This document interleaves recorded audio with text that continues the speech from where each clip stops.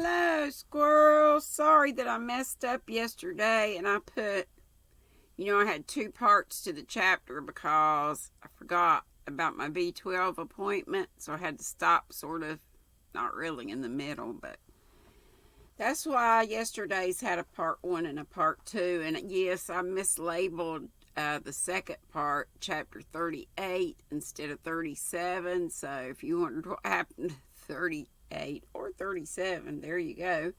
And thank y'all. I don't remember who it was that told me I made a mistake. So y'all always don't feel bad about telling me I boo-booed, because that's how I'll know to fix things. Thank you. So now we get to chapter 38 of Anne of the Island.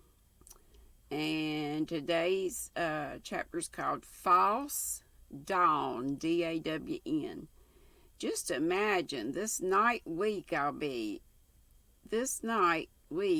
in Avonlea. Delightful thoughts, said Anne, bending over the box in which she was packing Mrs. Rachel Lynde's quilts. But just imagine this night week I'll be gone forever from Patty's place. Horrible thought.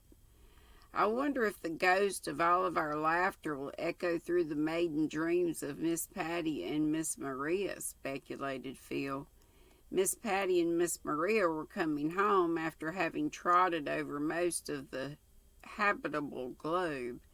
We'll be back the second week in May, wrote Miss Patty. I expect Patty's place will seem rather small after the Hall of Kings at Karnak, but I never did like big places to live in, and I'll be glad enough to be home again. When you start traveling late in life, you're apt to do too much of it because you know you haven't much time left, and it's a thing that grows on you. I'm afraid Maria will never be contented again.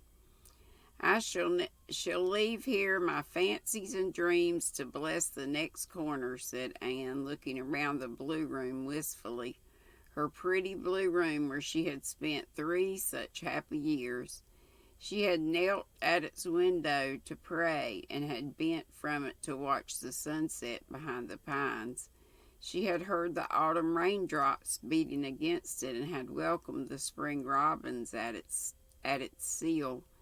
She wondered if old dreams could haunt rooms, if when one left forever the room where she had joyed and suffered, laughed and wept, something of her, intangible and invisible, yet nonetheless real, did not remain behind, like a voiceful memory. I think, said Phil, that a room where one dreams and grieves and rejoices and lives becomes inseparably connected with those processes and acquires a personality of its own. I am sure if I came into this room 50 years from now, it would say, Anne, Anne, to me. What nice times we've had here, honey. What chats and jokes and good chummy jamborees. Oh, dear me. I'm to marry Joe in June, and I know I'll be rapturously happy, but just now I feel as if I wanted this lovely Redmond life to go on forever. Excuse me. Wet my whistle.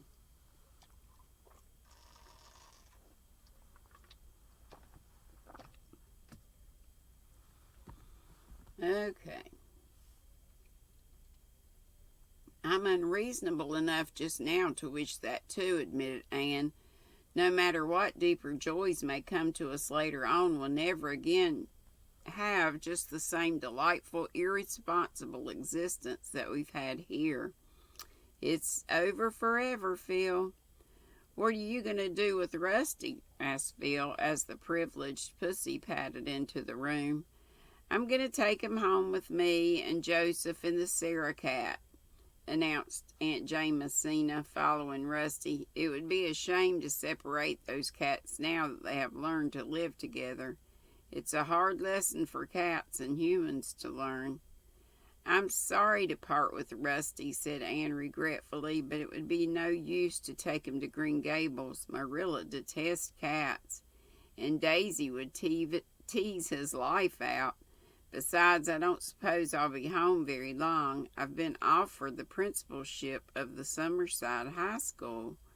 Are you going to accept it? Asked Phil. I haven't decided yet, answered Anne with a confused flush. Anne nodded understandably. Naturally, Anne's plans could not be settled until Roy had spoken. He would soon.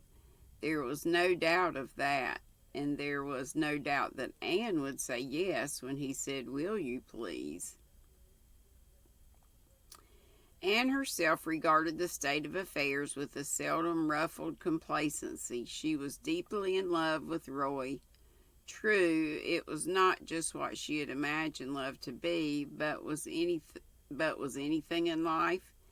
Anne asked herself wearily, like one's imagination of it. It was the old diamond disillusion of childhood repeated. The same disappointment she had felt when she had first seen the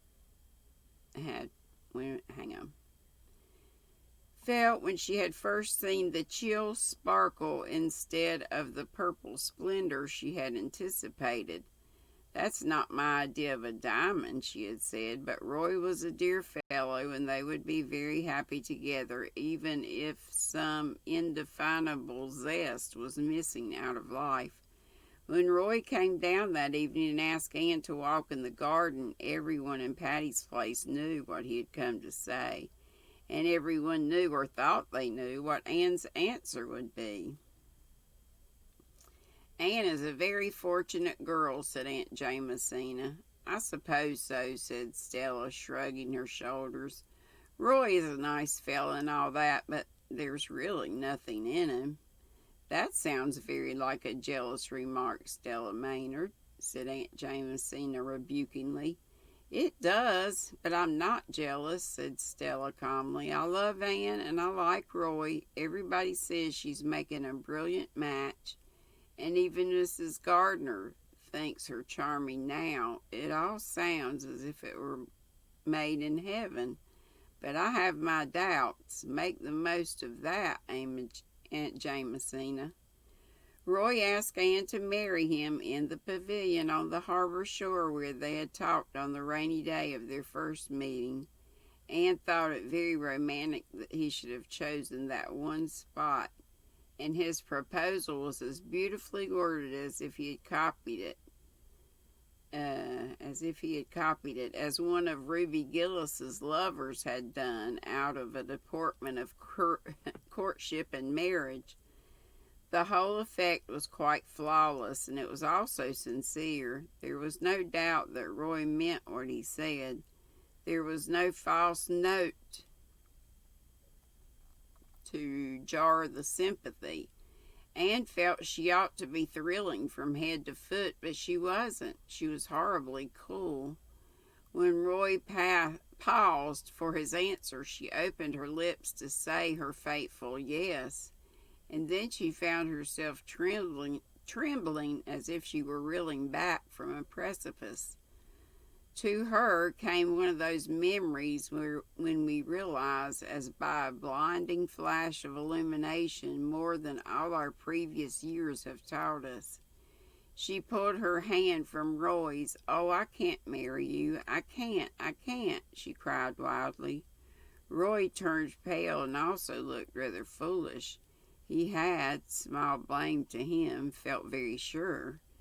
"What do you mean?" he stammered. "I mean that I can't marry you," repeated Anne desperately. "I thought I could, but I can't." "Why can't you?" Roy asked more calmly. "Because I don't care enough for you." A crimson streak came into Roy's face. "So you've been just amusing yourself these 2 years?" he said slowly.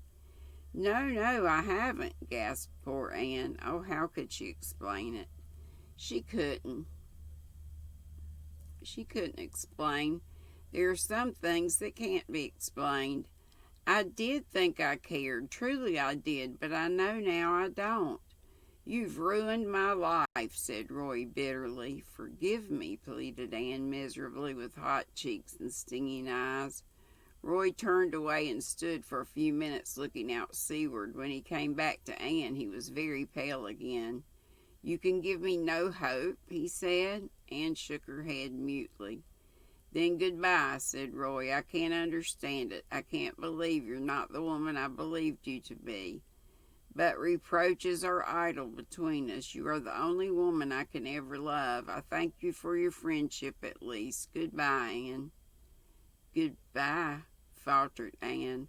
When Roy had gone, she sat for a long time in the pavilion, watching a white mist creeping subtly and remorselessly landward up the harbor. It was her hour of humiliation and self-contempt and shame. Their waves went over her, and yet underneath it all was a queer sense of recovered freedom. She slipped into Patty's place in the dusk and escaped to her room, but Phil was there on the window seat. "Wait," said Anne, flushing to anticipate the scene. "Wait till you hear what I have to say, Phil. Roy asked me to marry him, and I refused." You refused him?" Phil said blankly. "Yes."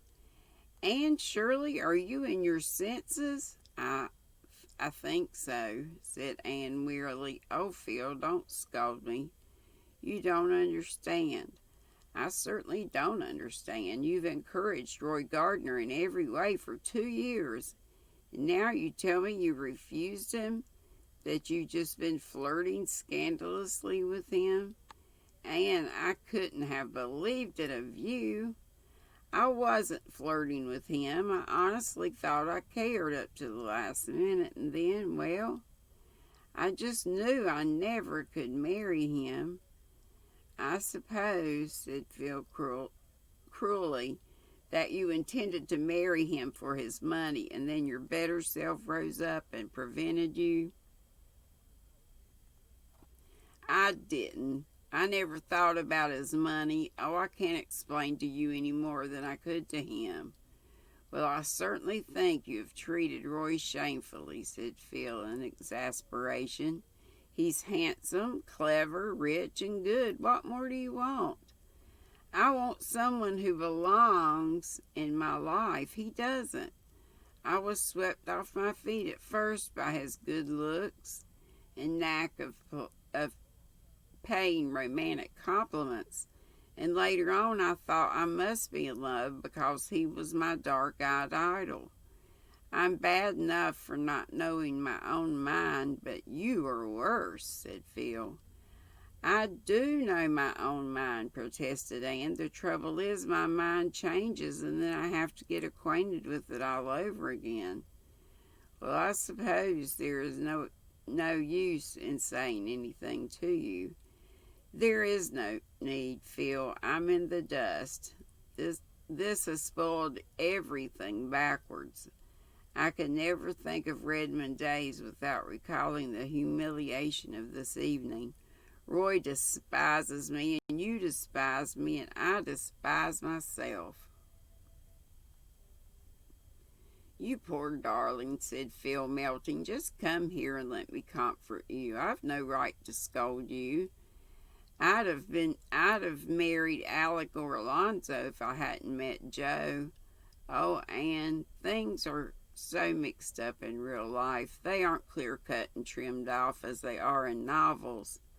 I hope that no one will ever again ask me to marry him as long as I live," sobbed poor Anne, devoutly believing that she meant it. Of course, we know better. Chapter 39 is called Deals with Weddings. We'll have to see what that's about tomorrow. I'm not on today, but I'm going to get on Zoom. I said I was going to yesterday, and then I kept falling asleep. So I look like I'm about to now, too. It's another one of those wake up at 5 o'clock in the morning. I did manage to go back till 6, I think. But anyway, I made it through a reading. I hope I didn't slur and look like I was about to go to sleep. Love y'all. Be sweet. Don't be ugly. And we'll see you tomorrow at 5. And maybe on Zoom if you get to Sharon's. Okay, bye-bye. Love you.